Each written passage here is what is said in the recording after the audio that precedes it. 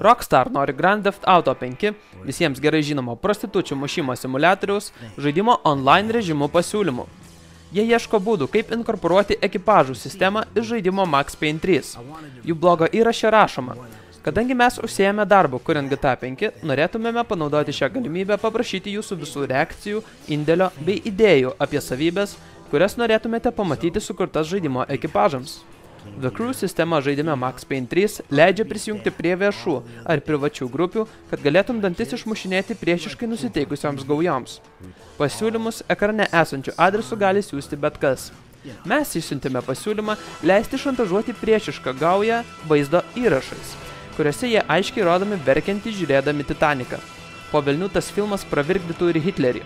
Taip pat vieši šaltiniai to neskelbia, bet mes užtikrintai žinome, kad GTA 5 kūrėjai tikisi su šiuo žaidimu sumušti rekordą jiems dėl paauglių sukeltų žudynių pareikštų kaltinimų.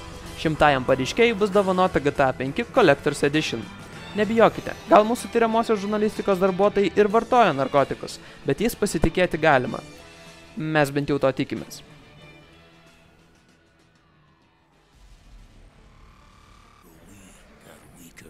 GameStop pareiškia, kad Call of Duty Black Ops 2 iš anksto užsisakė rekordinį skaičių žmonių.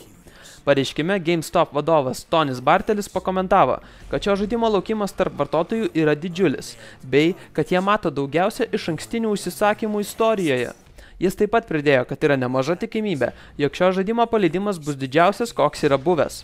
Mūsų neaišku, nuo ko apsvaigę žurnalistai prognozuoja, kad ciniškų komentatorių kartojančių, kad visi Call of Duty žaidimai tokie patys, kiekis po šio žaidimo išleidimo išauks eksponentiškai ir kai kurie iš jų nesugebėjo atlaikyti fakto, kad žaidimas taip gerai parduodamas, nors jiems atrodo, kad taip neturėtų būti, neteks smegenų funkcionavimo ir liks daržovėmis.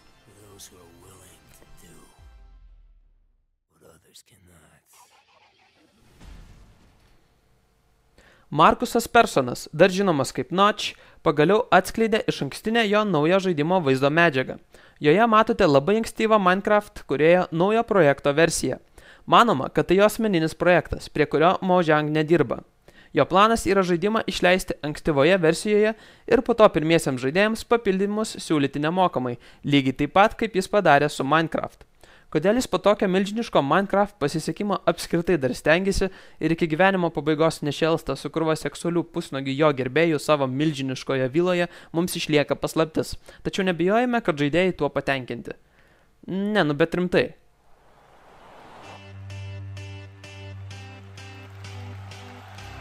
Ubisoft į teismą padavė Black Eyed Peas už tarp jų pasirašyto kontrakto sąlygų nesilaikymą. Ne, aišku, kad Ubisoft nekūrė erotinio žaidimo su jų dainininke Fergie. Ar jūs apskritai apie ką nors kitą galvojat? Ir taip aš moku skaityti mintis. Ieškinys yra už $1 milijoną JAV ir teigia, kad Ubisoft sukūrė populiaraus Wii žaidimo The Black Eyed Peas Experience iPad ir iPhone versiją, kurią muzikinė grupė atsisakė priimti, jos atsisakyti ar už ją sumokėti. Ieškinys yra prieš BEP Music, kuri turi žaidimo Xbox 360 ir Wii versijų kopijavimo teisės. Jame teigiama, kad tarp Ubisoft ir BEP Music pasirašytame kontrakte buvo sutarta, jog Ubisoft gauna teisės išleisti žaidimą naudojantį The Black Eyed Peas vardą bet kokiai konsoliai. Tačiau BEP Music neatsakė į Ubisoft priduotą prašymą patikrinti leidimui jų atsiųstą žaidimą. Ubisoft pareiškia, kad BEP Music pažeidė susitarimo sąlygas atsisakydama patvirtinti arba ne jų pateiktą žaidimą. Prie šių naujienų puikiai tinka ta daina. I got a feeling that someone is going to get their ass whooped by Ubisoft and preferably the ass whooper is going to be that guy from Assassin's Creed. Tiesiog negali ištraukti šitų žodžių iš galvos.